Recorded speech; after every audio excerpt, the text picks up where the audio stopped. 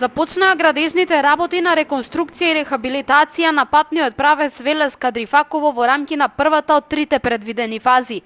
Во оваа фаза ќе бидат санирани 4,7 километри, а целиот коловоз ќе биде проширен од досегашните 6,4 на 7 метри. Првата фаза од реконструкцијата на делницата се очекува да трае 5 месеци. Првата фаза вклучува од Клучката Велес, која што ќе се рехабилитира целосно, тоа значи ќе се менува комплет горниот слој на асфалтот до Велешката депонија и секако ќе се рехабилитира и ќе се проширува низ населените места Лозово и Сарамзален. Целата оваа инвестиција чини некаде 1,3 милиони евра и јас се надевам дека до завршетокот на градежната сезона првата фаза ќе биде завршена. Во следните две фази ќе бидат реконструирани околу 19 километри. Втората фаза, која ќе се изведува на трета лента Лозово, се очекува да започне во април следната година.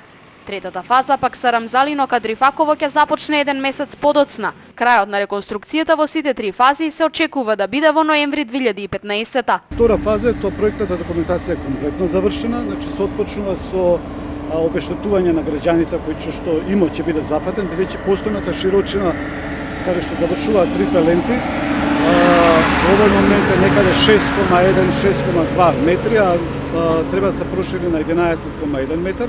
Значи, она што све треба да биде обештетено према граѓаните ќе биде завршено и некаде се очекува да се заврши со избор на наредниот изведувач во март месец, така да со почетокот на таа градежна сезона наредната година се продолжи со градежните активности.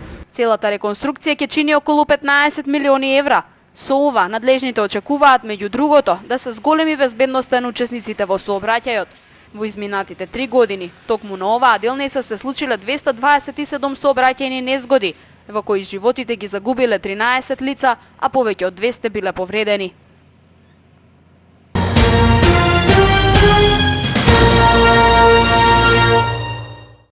Официјално е пуштена во употреба спортската игрална во детската градинка Димче Мирчев, како дел од проектот Играта е храна, преку хуманитарни акции на владината 46664 и Сдруженијето на лица со церебрална парализа собраа средства за да се купат реквизити кои ќе ги користат како децата од градинката, така и лицата со церебрална парализа. Оваа просторија ќе ја користат дечињата од детската градинка и лицата со церебрална парализа. За таа цел изготвен е план, ќе се знаат точните термини, точните денови кој кога ќе има можност да ја користи оваа игрална и се надеваме дека на сите ќе им послужи за еден убав, здрав развој не само на децата, туку и на лицата кои се соочуваат за жал со церебрална парализа, но се надеваме дека ќе има напредок во нивниот раст и развој.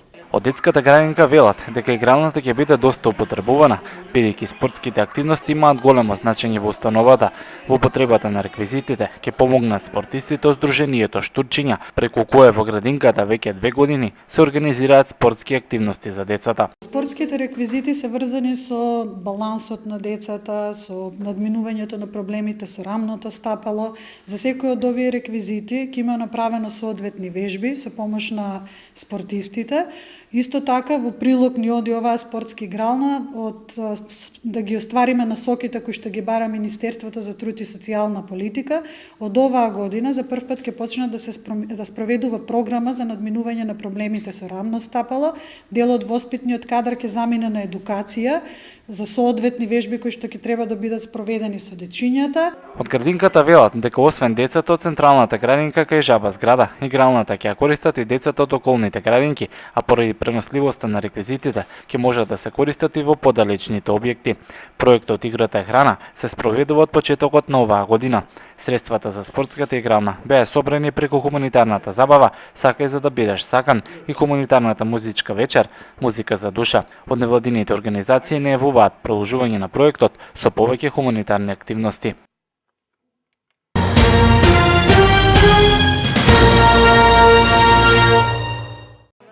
Без плочите на кои беа испишени имињата на борците од Народно-ослободителната борба и линденците, остана спомен кон стојурницата на денот кога македонскиот народ го празнува 11 октомври. Од организацијата на Сојузот на борците велат дека плочите кои беа поставени во спомен кон стојурницата моментално се преместени во Народниот музеј поради најавената реконструкција. Воено напоменаа дека во целост се согласуваат со локалната самоуправа за дислокација на спомениците од Народно-ослободителната борба. Ние борците се слагаме да бидат таму наместени војниците. и да одговара на место каде што имаат пристап сите граѓани на Велес. Меѓутоа, не можеме ние локацијата да ја дадеме, затоа што тоа е право на Советот на општина Велес. За спомениците и односно на алејата, мислам дека спомениците тоа ќе го решат советниците на општина Велес. Голем број од спомениците кои општината најаве дека ќе ги постави во спомен костурниците се оштетени.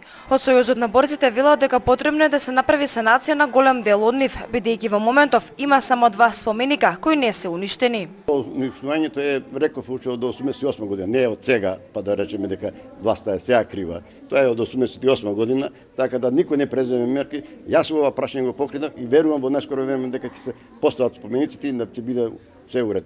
За поставувањето на алејата на великаните, советниците ќе расправаат на 10-та седница, која е закажана за во понеделник. Инаку денеска се положуваше цвеќе на заедничката гробница на борците кои учествувале во борбата за ослободување на македонскиот народ.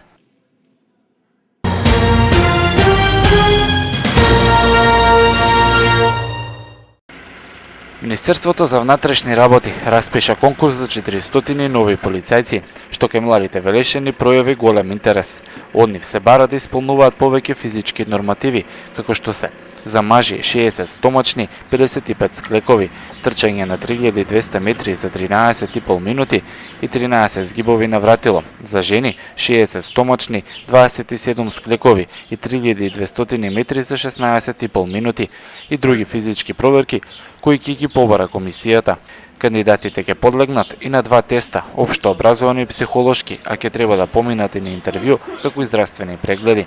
Кандидатот треба да исполни општи услови, како што се да е државјанин на Република Македонија, да е полнолетен, а да не наполнил 25 години, да има завршено најмалку 4 годишно средно образование. Воедно треба да бидат исполнети посебни услови, како што е телесната висина од најмалку 175 см за мажи, односно 163 см за жени. Целосната потребна документација кандидатот треба лично да ја поднесе до секторот за внатрешни работи од Велес и тоа најдоцна до 17 октомври.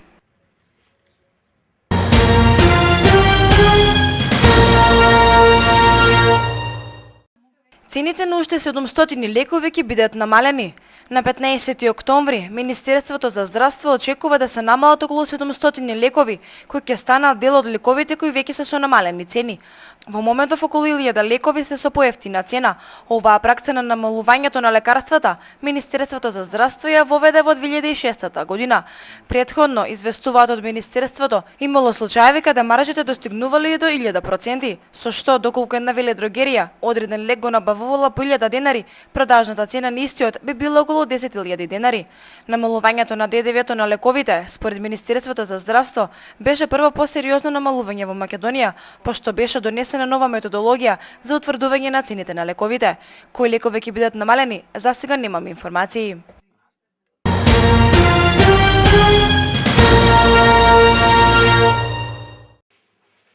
Измените на законот за акцизи ги донесе и првите поскапувања. При Лепскиот тутунски комбинат веќе неколку дена продават цигари по повисоки цени. Најпродаваните цигари бренд во тврдо пакување веќе се продаваат за 5 денари поскапо. Една кутија се продава по цена од 50 денари. Поскапи се и цигарите 19, кои во продавниците се продаваат за 40 денари за кутија. Претходно цената беше зголемена и на другите брендови на тутунскиот комбинат од Прилеп. Повисоки цени имаат бренд во меко пакување Ориентал и Рондо. Поскапувањето доаѓа како резултат на измените во законот за акцизи, кои стапија на сила кон средината на летото. Според овие измени, акцизата на цигарите постепено треба да се зголемува во наредните 10 години.